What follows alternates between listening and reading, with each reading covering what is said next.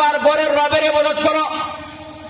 এই কাজ যে বান্দা করবে, এই বান্দার ঘরে কোনো সময় অভাব আসবে না।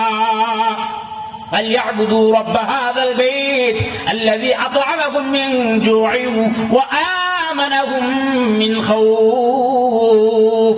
এজন্য আমার আল্লাহ সূরাতুল কুরাইশের মধ্যে ইরশাদ ফরমান, ও বান্দা তুমি যদি আল্লাহর ইবাদত করো, তুমি যদি আল্লাহর বরত্ব প্রকাশ করো, তোমার জবান দ্বারা, তোমার হাতের দ্বারা, তোমার পায়ের দ্বারা, তোমার কলিজার দ্বারা, তোমার মগজের দ্বারা, তোমার দিলের দ্বারা, তোমার পায়ের দ্বারা, তোমার সর্বাঙ্গ প্রত্যঙ্গের দ্বারা যখন তুমি তোমার প্রভুর প্রশংসা করো, আমার আল্লাহ বলেন বান্দা তোমার জন্য দুইটা পুরস্কার। এক নম্বর পুরস্কার হইল আল্লাযী আত'আমাকুম মিন জু', তোমার ঘরে কোনো সময় অভাব আসবে না, তোমার ঘরে কোনো সময় চাউলের অভাব আসবে না, তোমার ঘরে দুর্ভিক্ষ দেখা দিবে না। তোমার রাষ্ট্রের মানুষ যদি সকলে আল্লাহর ইবাদত করে, রাষ্ট্রের ভিতরে দুর্ভিক্ষের দেখা দিবে না, আলুর দাম বাড়বে না, চাউলের দাম বাড়বে না, তেলের দাম বাড়বে না, নিত্য প্রয়োজনীয় জিনিসের দাম বাড়বে না। এই জন্য আমি রবের ইবাদত থেকে দূরে চলে গেছি, আল্লাহ তাআলা আমার জন্য দুনিয়াটাকে সংকীর্ণ করে দিয়েছে। কথা ঠিক কিনা? অন্যত্র আল্লাহ বলেন ওয়ামান আরাদা আন যিকরি ফাইন্না লাহু মাঈশাতান দানকা ওয়া নাহশুরুহু ইয়াওমাল কিয়ামাতি আমা ক্বালা রাব্বি লিমা হাশারতানি আমা ওয়া ক্বাদ কুনতু বাসীরা ক্বালা কাযালিকা আতাতকা আয়াতুনা ফানাসীতাহা ওয়া কাযালিকা আল-ইয়াওমা তুনসা।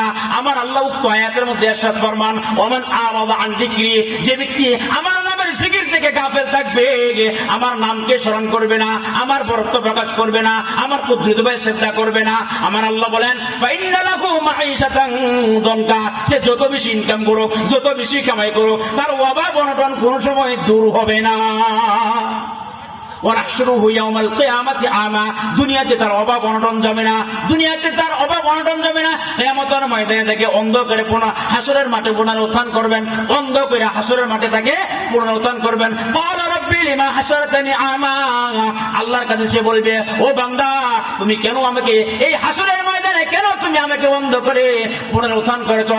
ক্বালা কাযালিকা আতাতকা আয়াতুনা, আমার আল্লাহ বান্দাকে বলবেন ও আমার বান্দা তোমার আমি চোখ দিয়েছিলাম, তোমারে আমি কান দিয়েছিলাম, তোমাকে আমি ব্রেন দিয়েছিলাম, তোমাকে কলিজা দিয়েছিলাম, ওই গোলা দ্বারা তুমি আমার কুদরত চিন্তা করো নাই। তুমি তোমার কাজে ব্যস্ত, তুমি সন্তানের কাজে ব্যস্ত, তুমি সন্তানের ভবিষ্যৎ নিয়ে ব্যস্ত, তুমি স্ত্রীর গয়নাগাটি নিয়ে ব্যস্ত, তুমি সম্পদ নিয়ে ব্যস্ত।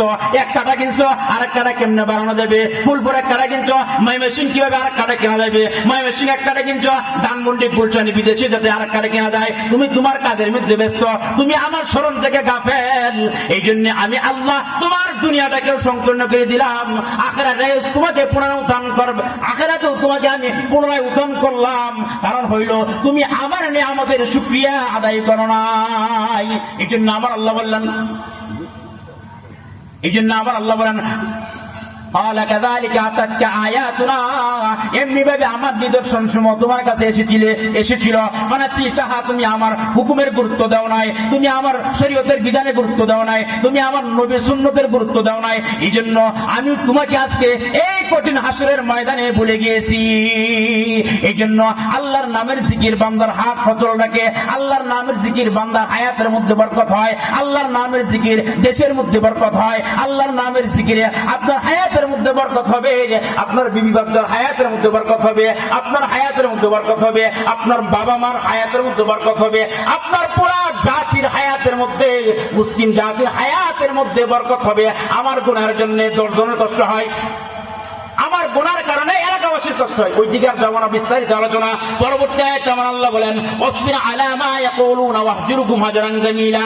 আল্লাহ তাআলা বলেন তিনি হলেন পূর্ব পশ্চিমের প্রভু, তিনি হলেন পূর্ব পশ্চিমের প্রভু, আল্লাহ ছাড়া কোনো মাবুদ নাই। ফাত্তাখিযহু ওয়াকিলা, সুতরাং বান্দা আল্লাহ ছাড়া যেহেতু কোনো মাবুদ নাই, ওই আল্লাহকে তোমার কার্য সম্পাদনাকারী হিসেবে তুমি গ্রহণ করো।